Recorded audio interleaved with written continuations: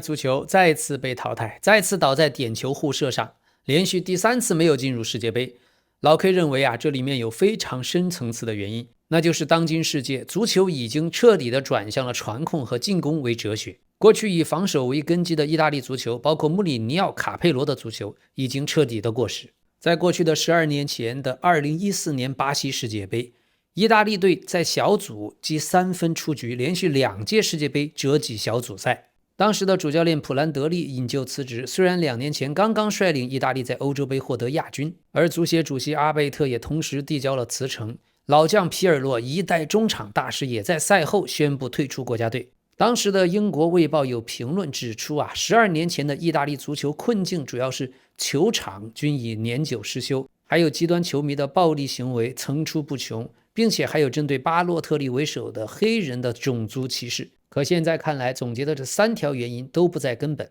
2014年巴西世界杯的意大利足球並不是低谷，只是一個長周期下滑的開始。以老 K 所見所聞為例，1年前我兒子在多倫多的意大利尤文圖斯足球學院，隊伍算多倫多可能前3名，但是能夠穩贏意大利本土的尤文圖斯梯队，所以這就能看出意大利的青訓已經羸弱到了什麼程度。但更重要的還是意甲聯賽依然停留在90年代的低水平。當今以歐冠、英超為主，足球比賽的節奏強度已經拉滿，但意大利足球卻踢得不緊不慢，而且過去幾十年來，意大利都沒有出過厲害的邊鋒，甚至意甲聯賽連2流、3流的邊鋒都看不到。整個意大利足球甲級聯賽過去20-30年沉醉於自我催眠、自我麻痹，低強度、低節奏，不重視青訓，不重視青訓方面的1對1和進攻能力的培養，並且在以瓜迪奧拉為首的陣地戰法興起以後，意大利足球在青訓方面，特別是傳控的基礎打法方面，已經遠遠落後於時代。這就讓我想起7-8年前中國國內以董路為首的所謂網紅青訓足球，在中國大陸6-7歲就一再的強調功利，甚至為了贏球因噎廢食、殺雞取卵，從6-7歲就提倡孩子開大腳。這跟這一次老 K 帶着兒子在荷蘭、比利時、德國所見完全不同。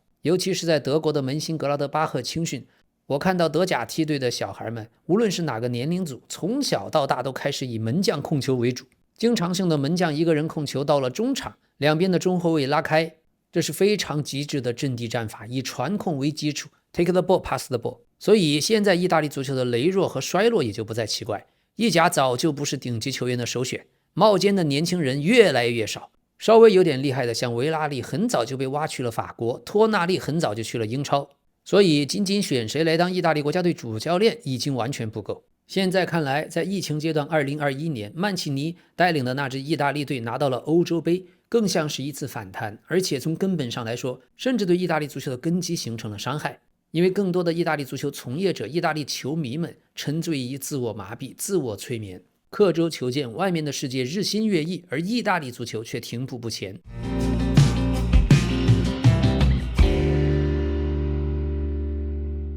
朋友們，感謝大家的支持，您的點讚、評論、熱推和分享可以讓視頻被更多的朋友所看到，也歡迎您訂閱。這一次新的主教練加圖索上任以來，意大利隊在進攻端有所改變，讓人耳目一新。但在世界杯外圍賽附加賽最後的決戰局中，意大利在先進一球的情況下痛失好局。從偶然的結果來看，巴斯托尼的紅牌似乎是勝負手，是轉折點。但在世界杯擴軍到48隊的大背景下，連續3屆無緣世界杯，連續的偶然背後藏着的必然，才更加讓我們深思。特別是讓我們想起了中國隊。多年前，日本足球青訓以巴西化為核心思路，現在的日本隊越戰越勇，而且直接將目標定在了奪取世界杯上。但同樣多年前，學習意大利隊請來了意大利的冠軍教練里皮作為中國隊主帥的中國队，已經連續24年没有進入世界杯決賽圈，甚至直接拉着自己的老師意大利也連續12年沒有進入世界杯決賽圈。所以漫長的12年，漫長的24年又過去了，還會有多久呢？老 K 認為這個不重要，即使意大利和中國隊下一屆進入了世界杯決賽圈，那又有什麼用呢？一切的關鍵根本來自於體制。英超的崛起關鍵在於體制的轉變，日本足球崛起的關鍵同樣如此。而意甲聯賽沒事就倒腳，領先就龜縮，落後了也不着急，繼續倒腳。就這種態度，這樣的踢法，意大利足球進不去決賽圈也很正常。意甲聯賽已經徹底失去了激情，全都是養老踢法。要不是咱們老一代球迷有濃濃的意甲情結，誰還看意甲？而且意大利人特別頑固和固執，還有許多人覺得自己那一套就是最好的，戰術就是最先進、最合理的，其實到底落後了許多，他們完全不自知。這就特別像鴉片戰爭、甲午海戰前後的中國清王朝，早就腐朽愚昧，落後到了極致，卻不自知。稍微有一點洋務運動，有一點點進步，就自以為是，好高騖遠。所以意大利隊上次在世界杯小組出現還是2006年。另一方面，這一次點球大戰又確實揭開了意大利足球史上一塊難以揭開的傷疤。盡管意大利曾經在2006年的世界杯決賽，還有2021年的歐洲杯曾靠點球登頂，但整體來看，在點球大戰中的勝率，意大利並不理想。我們細數一下，1980年的歐洲杯，當時對捷克斯洛伐克的3-4名決賽，在漫長的9輪點球對決中，意大利輸球。1990年意大利本土世界杯對陣阿根廷的半決賽，點球大戰3-4出局，這也是他們連環悲劇的開始。1994年美國世界杯決賽對陣巴西，點球大戰2-3，最後羅伯特巴喬罰丟點球後，留給世界那個落寞的背影，是意大利足球永遠的憂傷。98年法國世界杯對陣法國的1/4決賽，同樣是點球大戰3-4出局。2000年歐洲杯對陣荷蘭的半決賽，在點球大戰中終於3-1戰勝了點球更弱的荷蘭隊，當時托蒂的勺子點球驚豔世界。06年世界杯跟法國在決賽當中，意大利是5罰全中，點球大戰5-3勝出。當時馬特拉齊挑釁齊達內，被齊祖用頭撞擊胸部的鏡頭再入史冊，也是永遠的經典。08年歐洲杯在1/4決賽對陣西班牙，點球大戰2-4被淘汰，開啟了西班牙的王朝時代。12年歐洲杯對陣英格蘭的1/4決賽，點球4-2勝出。記憶裡英格蘭隊踢點球比意大利還要弱，當時皮爾洛的勺子點球也扭轉了整個局勢。2016年的歐洲杯1/4決賽對陣德國，點球大戰5-6被淘汰。這也沒有辦法，德意志民族的坚韌神經感覺是最擅長點球決戰了。2020年歐洲杯先是半決賽，點球大戰4-2淘汰了西班牙，那也是門將多納魯馬的封神之戰。2020年歐洲杯決賽對英格蘭，點球3-2勝出，在溫布利之巔，多納魯馬連破了2個點球。然後就是這一次世界杯預選賽的附加賽，對陣波黑，點球大戰1-4告負。所以這樣算下來，過去的12場5勝7負，世界杯正賽4場1勝3負，歐洲杯正賽7場4勝3負。在歐洲杯的點球決戰表現，意大利稍好一點。從背後的原理來說，意大利傳統上都是以防守為主，所以許多比賽在將對手拖入點球大戰的時候，意大利球員通常已經體能透支嚴重，長期處於高壓防守的狀態，那麼精神疲勞也容易導致點球的時候技術動作变形。而更重要的是，在90年、94年、98年連續3屆世界杯關鍵時候在點球決戰中出局，給整個意大利足球界從歷史和傳統上就形成了一種集體的心理負擔。尤其是94年巴喬決賽中踢飞點球那個畫面，幾乎成了意大利足球史上最心碎的畫面。這種宿命論往往會在關鍵時刻給球員帶來巨大的精神壓力。還有一點，意大利人在足球界通常將點球大戰認為是彩票抽獎，這種心態就會讓他們過度依賴門將的發揮，而忽視平時對主罰球員的針對性訓練。這一次能看出主罰的球員皮奧·埃斯波西托和克里斯坦特就明顯缺乏信心，而多納魯馬那些試圖干擾對手採取的激進的小伎倆都沒能奏效。意大利隊並不缺乏撲點球的門將高手，但他們的球員在主罰點球時的心理穩定性確實起伏不定。所以很顯然，我們必須承認，意大利足球已經不再屬於世界足球的精英行列。這1次、2次、3次絕不是偶發事件，也不是個例。所有的一切形成了毫無爭議的意大利足球整體下滑的態勢。真正的解決辦法只有一種，那就是整個國家要採取戰略性的措施，非常措施，必須從保護意大利年輕球員的規則抓起。這需要漫長的時間，更需要正確的引路人和正確的思路。但如果繼續這樣耗下去，溫水煮青蛙，那麼我們還會看到意大利足球一代又一代的年輕人只會越來越迷茫。他們距離像法國足球法國青训、英格蘭足球英格蘭青训的距離也會越拉越遠。現在主帥加圖索正在評估自己的未來，他很可能會離任。未來幾天加圖索將給出最終答覆。但最讓人感傷的是，當今世界足壇最強門將之一的多納魯馬，他貴為世界級門將，但竟然可能要到30歲以後才能迎來世界杯的首秀。儘管他已經手握歐洲杯冠軍還有歐冠冠軍，卻從未參加過任何一屆世界杯。要知道他可出身於意大利隊呀，世界杯的傳統豪門呀，竟然如此。目前多納魯馬是德轉身價最高的門將，達到了4500萬歐元，卻可能要到2030年，到時候他已經31歲，才有可能參加第一次世界杯。另一方面，世界排名僅僅第66名的波黑竟創造了奇蹟，這是他們隊史上第2次晉級世界杯決賽圈，上一次參加還是2014年。這一天，在波黑歷史性的晉級以後，球迷們湧上了街頭。一場簡單的足球賽能夠帶給一整個國家滿滿的憂傷，也能讓另一個國家的人欣喜若狂。那麼隨着最後一場的世界杯洲際附加賽，伊拉克2-1戰勝了玻利維亞，獲得了最後一張世界杯門票。波黑晉級以後，他們的隊長澤科還開啟了 Instagram 的直播，和全國的球迷們一同分享這個注定載入波黑史冊的夜晚。就此，26年美加墨世界杯的48支球隊全部確定，非足聯10支，亞足聯9支，歐足聯16支，中北美洲及加勒比海足聯6支，南美足聯6支，大洋洲足聯1支。值得一提的是，民主剛果時隔52年重返世界杯。4月1日，整個國家立刻帶薪放假1天。這次的非洲杯預選賽，他們在小組賽10輪比賽7勝1平2負，以小組第2進入了附加賽。附加賽中，先是半決賽1-0擊敗了傳統強隊喀麥隆，隨後又在決賽點球大戰擊敗了傳統強隊尼日利亞，最終他們又在洲際附加賽中擊敗了牙買加，得以成為進軍本屆世界杯的倒數第2支球隊。歷史上，民主刚果隊曾經在1974年首次參賽，當時這個國家的名字還叫做扎伊爾共和國。1974年世界杯，他們小組賽3戰全敗，從而在第2組墊底出局。民主刚果隊鋒線上有3000萬身價的紐卡斯爾前鋒維薩，中場有桑德蘭隊21歲的新星薩迪基，身價達到了3000萬。後防線上萬比薩卡來自西漢姆聯隊28歲，身價2200萬。而中超球迷非常熟悉的巴坎布34歲，現在效力於皇家貝蒂斯，他也是本届民主刚果国家隊的當家射手。同樣的，進入世界杯後，民主刚果整個國家陷入了癲狂。無論是首都金沙薩還是各地的小城鎮，所有的球迷們聚集在廣場和酒吧前，高喊口號，齊聲歡呼，沉浸在難以抑制的喜悅當中。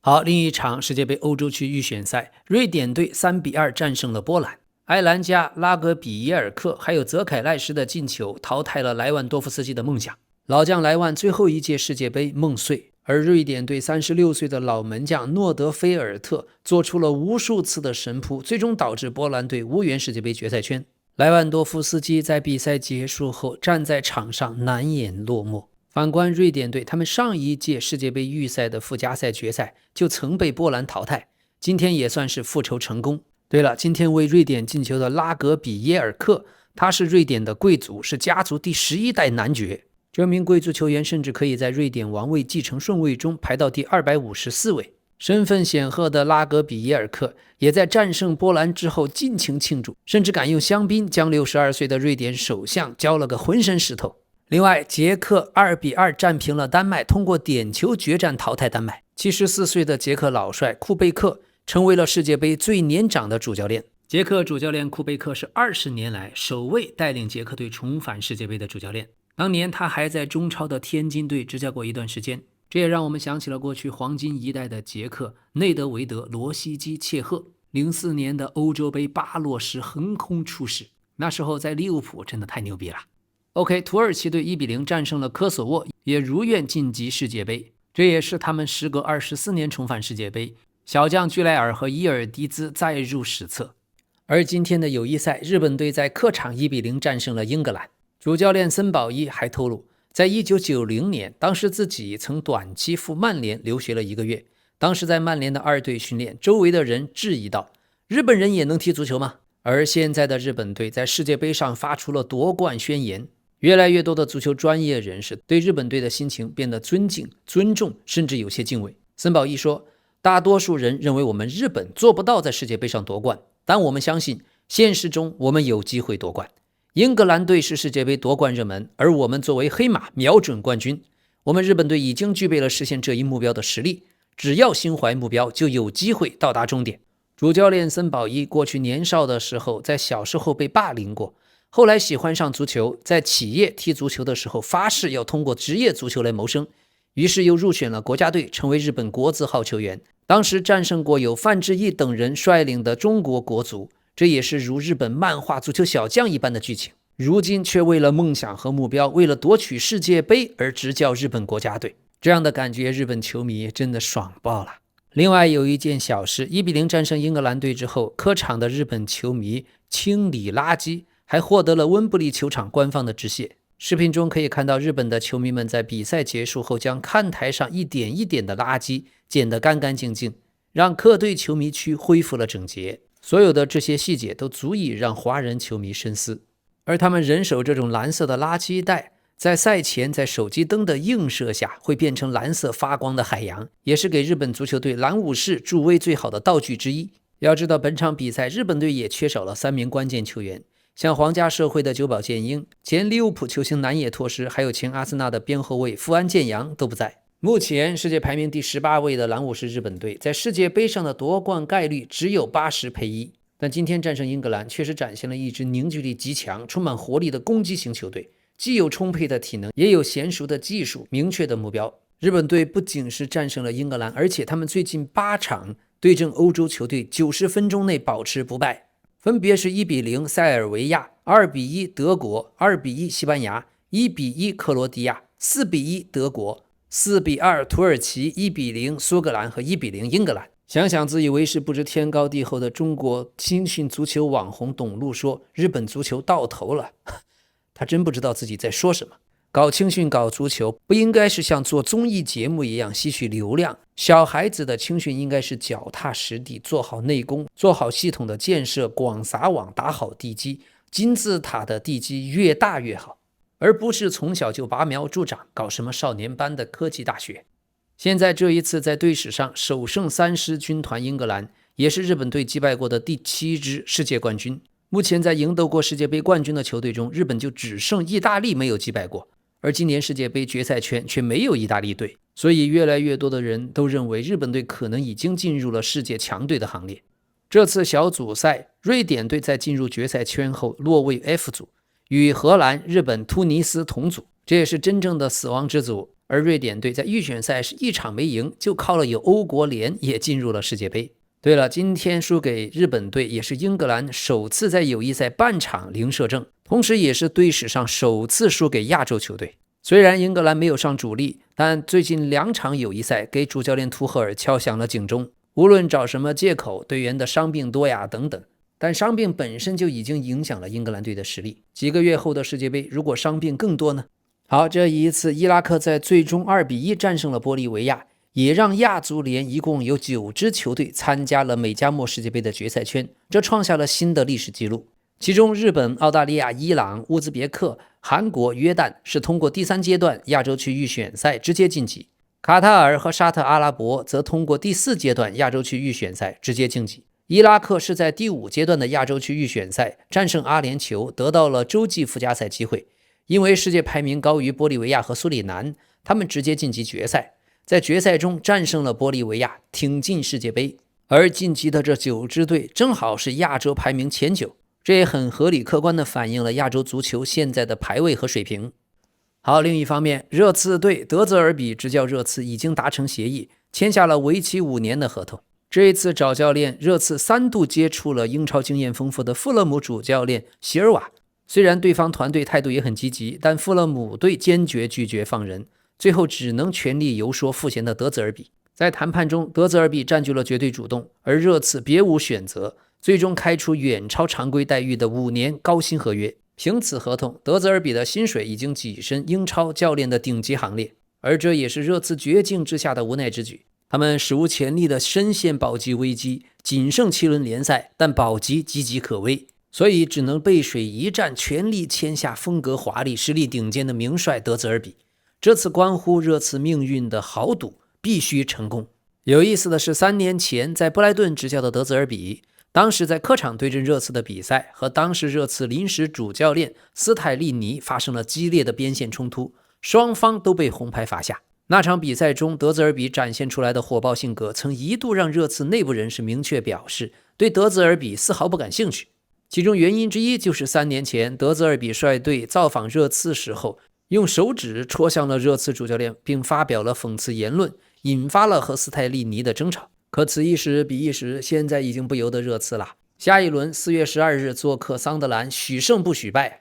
OK， 讓我們再看一下切爾西。最近的專訪中，庫庫雷利亞公開表達了對前任主教練馬雷斯卡的支持，所以現在已經有多名切爾西球員在採訪中公開表達對切爾西解雇馬雷斯卡的不解。在馬雷斯卡剛剛下課的時候，內托接受採訪，他說：“當然，我們並沒有預料到這一點，但當時大家似乎都很沮喪。老實說，當我聽到這個消息時，起初確實有些驚訝，因為主教練馬雷斯卡對我們非常不錯，他簡直不可思議。在個人層面上，他同樣令人難以置信。所以我唯一能說的就是謝謝。”而到了今年3月，球員古斯托在接受採訪也直言，賽季中期馬雷斯卡被解雇的時候，對我們來說情況有點複雜，大家對他的下課都感到很意外。但在足球界，這種情況時有發生，所以我們必須適應。而隨後在歐冠1/8決賽被大巴黎淘汰後，恩佐接受採訪談到：“不，我也不理解。作為球員，有時候有些事情我們也搞不清楚，比如俱樂部是如何以什麼方式試圖處理像馬雷斯卡這些事情，所以我沒有答案可以給你，因為我也不知道內情。顯然，馬雷斯卡的離任讓我們非常痛苦，因為我們當時已經有了明確的團隊定位，他給了我們清晰的戰術體系。足球這東西呀，有時候會給你帶來好結果，有時候是壞結果。但馬雷斯卡在執教的時候，在訓練和比賽中，總是給我們設定非常清晰的方向和要求。顯然他的離開讓我們無比難過。此外，這是在賽季中期發生的事兒，一下子就打斷了我們切爾西所有的節奏。那麼到了現在最新的專訪中，庫庫雷利亞公開表態：“我們知道馬雷斯卡想要我們做什麼，贏得像世俱杯這樣的冠軍也很有幫助，它能夠加強我們彼此之間的聯繫，而且在慶祝活動中還能建立起良好的關係。當一位主教練給予你這種信任，並為你提供一個爭奪冠軍的平台的時候，你會為他付出一切。馬雷斯卡離開的那一刻對我們影響很大，但這些都是切爾西俱樂部做出的決定。如果問我，我不會做這樣的決定。要做這樣的改變，最好的辦法是要等到賽季結束，這樣可以給所有人，包括球員和新的教練，給他們時間做好準備，來進行完整的季前訓練。